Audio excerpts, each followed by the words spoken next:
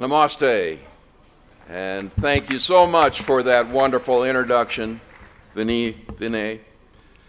Good morning, fellow Rotarians, honorable friends, guests, and partners in peace. We are all. Several days ago, I was in Mumbai for another meeting, not similar to this in many ways, but we still had many Rotarians together to talk about what we are doing as Rotarians around the world. And that happens to be the home of the current chairman of the Rotary International Foundation, Kalyan Banerjee. And unfortunately, he would very much like to have personally been here to welcome you as well. And I told him that I would be more than happy to convey his personal best wishes and greetings in his behalf. And we in Rotary, the Rotary world, are so proud of the Indian past president of Rotary and the current chairman of the Rotary Foundation, Kalyan Banerjee. And I know those of you who are familiar with his good works are equally proud as we are. But he extends his personal greetings. And I don't know if you had an opportunity to view the invitation on the Rotary website for this particular symposium, because Chairman Kalyan Banerjee had a little video that he shared to personally extend to everyone who was interested to learn more about what this symposium would be about, this International Understanding in Peace Symposium. And he had identified the fact that in I was just going to go back here and double check something, because I wanted to also mention, and something I neglected. You saw a picture, the very last slide, of me looking very much perhaps as I do now, presenting something special. And I neglected to say this earlier, my apologies. 1997, November, I had the privilege for my very first time to visit Pune, my first visit to India. And I was here for a period of about 5 to 7 days, leading a delegation of Rotarians from Southern California, USA, Los Angeles in particular, on a polio corrective surgery project, where we, over that period of time, working with many local Rotarians who were really doing the heavy work on this, we did 750 polio corrective surgeries on children for whom polio immunizations came too late. And for a 20 to 30 minute surgical procedure and about a 45 to 60 day period of rehabilitation, these children were able to eventually get up, to run, play, and grow into adults and productive citizens in society. And so this is part of what Rotary has done, and we've been very proud to have been part of that particular experience. And those memories actually continue with me to the spirit of this symposium, and I couldn't help but want to reflect and share those thoughts with you. Back to, in fact, I want to acknowledge past District Governor Prashant and your great presentation on Rotary, and thank you for all of your leadership that you provided in District 3131 this year. It's truly outstanding. And your work in joining leaders together to convene this symposium. We also congratulate the Rotarians of the Rotary Club of Shivajiagr, an extraordinary group of Rotarians, for conceiving and implementing the symposium. And I understand that and appreciate the work and the endless details that are required in order to put on a symposium of this nature. Without a doubt, MIT's World Peace Center, Dr. Kawada, and the magnificent vision that you have portrayed from the very beginning and sees now today being your dreams coming true, your dreams coming into reality in this great institution and the impact that it's having around the world. And we want to thank you for the education and training that you're providing on a global level. We all thank you for sharing this incredible facility and making this gathering possible. And we certainly would not be able to be convening this symposium without the support of our esteemed sponsors. And as a career professional in fund development activities myself, and as was mentioned, the incoming chair of the Rotary Foundation, I understand the critical need of financial support and the magic that it can create. I also want to express the gratitude to the Development Educational Institute Society, which played a vital role in bringing such a diverse group of speakers to this symposium. I'd like to ask of all of the speakers today and tomorrow, if you'd please stand just for a moment so we can, who are with us at this time, please stand in your place and we can acknowledge you and say thank you in advance for what will be truly an outstanding. This is going to be an exciting 2 days. I couldn't be more pleased to know what we have in store for us. And thank you to the chair of the symposium, Pradeep Wah, and your team for assembling a world-class event.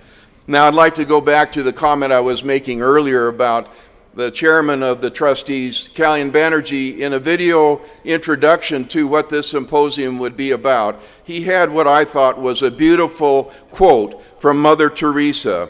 And I want to share that with you because it so represents what I think Rotary is about and what this symposium is focusing on. And if you will pardon me, I will quote, "Peace is creating a condition where people's minds are at peace. When you have peace at home, the family is happy, children are secure, and you have a good job, and you are safe where you live," unquote. Now, these are the conditions of true peace, according to Mother Teresa, and I would ask you, what are your thoughts about what true peace is about? And perhaps between today and the end of our session tomorrow, our symposium, you may have some new and exciting ideas about how you would define peace. You know, peace is at the core of Rotary's DNA, and working for peace has always been a top priority for Rotary. Allow me to share a brief history, if you will, because you see, Rotary as an organization was born in 1905 with a simple plan of mutual cooperation and informal friendships. It started out as a very simple idea, having no idea that one day, now, 1.2 million Rotarians in over 200 countries around the world. What an incredible organization it has become. In 1917, the dream of one man to build a Rotary Endowment Fund for the purpose of doing good in the world led to the creation of the Rotary International Foundation. And in 1930, the Rotary Foundation trustees awarded its first grant. It was $500 to the International Society for Crippled Children, which I might mention is an organization that reaches into many countries around the world. 1.3 million people are benefiting by this every year, and it was a program started in the late 1920s by Rotarians in the state of Ohio, USA. In 1936, the creation of the Institute of International Understanding was a program that Rotary started to encourage and foster international understanding, goodwill, and peace. 1936. Rotary's concept was that the world peace must begin with enlightened public opinion at home, and that's one of the reasons we're here. We're at home. We're talking about world peace. In the first 10 years of that program, over 900 Rotary clubs sponsored these institutes around the world, and they drew thousands and thousands of people eager to learn, just as we have today over this symposium. Now, it seems strange today to think in the country of Cuba, and it was in Havana in 1940, that Rotarians adopted a resolution at an international convention, Rotary Convention, calling for freedom, justice, truth, sanctity of the pledged word, and respect for human rights. These later became the framework for the United Nations Universal Declaration of Human Rights.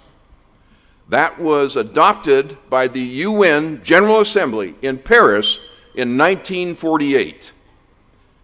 Now, going back in 1942, while World War II was raging and London was under siege, the British Rotarians convened a conference primarily of educators from around the world to plan a peace process after the end of the war. Now, that conference led to the establishment of UNESCO in 1946. UNESCO, it stands for the United Nations Educational, Scientific, and Cultural Organization, UNESCO. Rotary's goal was to plan cultural and educational exchanges that would foster understanding between peoples of different nations.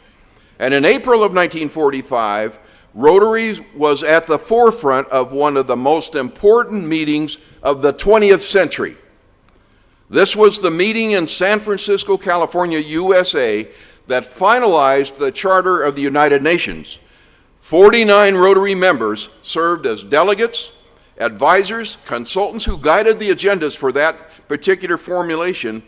They handled the translations, and they suggested changes to the resolutions that were under consideration, and it helped resolve, when it was necessary, disputes between delegates. And there were a number of them, of course, as happens in all of human relationships. Peace and conflict resolution was at work during that particular meeting, but it wound up producing the great organization, United Nations. And we Rotarians persevere through tough times. During World War II, a number of Rotary clubs in Europe and Asia were forced to disband, to not meet. Europe, Asia, and many other places in the world. Now, despite the risks, many of these continued to meet informally. And after the war, Rotary members came together to rebuild their clubs and, more importantly, to help rebuild their communities and their countries. In 1947, the Rotary Foundation created an initiative to promote international understanding, namely its first program of scholarships for graduate studies in other countries. It later became known as the Ambassadorial Scholar Program. Now, I could go on, but allow me to move forward to today's world. Through our service projects, peace fellowships, scholarships, our Rotarians are taking action to address the underlying causes of conflict. Now, these include poverty, inequity, ethnic tension, lack of access to education, and unequal distribution of resources. Our international service projects depend upon Rotary members from two different countries, often of different cultures, working together to improve the quality of life for everyone involved in the project. And here in India, the list is endless of the kind of two-country partnerships that go on different kinds of projects, and a number of the projects that have already been identified here, and you may hear more about, all represent, in many cases, a partnership with other countries to carry those programs forward. Now, every year, Rotary also sends 9,000 students, the ages of 16 to 19, on exchanges, as we heard referenced this morning, and we'll hear more about it, this program, this great youth exchange program, tomorrow. Now, our scholarships programs have been sending graduate students around the globe to act as ambassadors of goodwill since 1947. And in the time that we have this morning, I would like to try to answer two simple questions. What do we mean in Rotary when we talk about peace? And what can you do about peace? To answer the first question, I'd like to provide some context for how we in Rotary approach peace. We see it not as an abstract concept, but as a living, dynamic expression of human development. For centuries, we have looked at peace as the absence of violence or military conflict, and without fully understanding that there have been other drivers at play. Now, this can be broadly described as negative peace. Traditionally, Rotary has approached peace from a model of mitigating and preventing violence through 4 avenues of activities. First, by providing grassroots training. opportunities for community leaders and to prevent and mediate conflict wherever we live. Second, we have been supporting a variety of community-based peace-building programs, from youth leadership workshops to socioeconomic and education initiatives in our communities and our regions particularly affected by conflict. Third, we use Track 2 diplomacy. A good example of this is when Rotary teamed up with UNICEF, and this was done a number of times. In the Congo maybe is one that comes to mind immediately, but many other countries, to create humanitarian windows or days of tranquility, as we sometimes have referred them, so that Rotarians and other volunteers could go into the conflict areas and vaccinate children against polio in the midst of conflict. And when the days of tranquility were completed and the immunizations were completed, the Rotarians and other volunteers would leave, and sadly the conflicts would then be reactivated.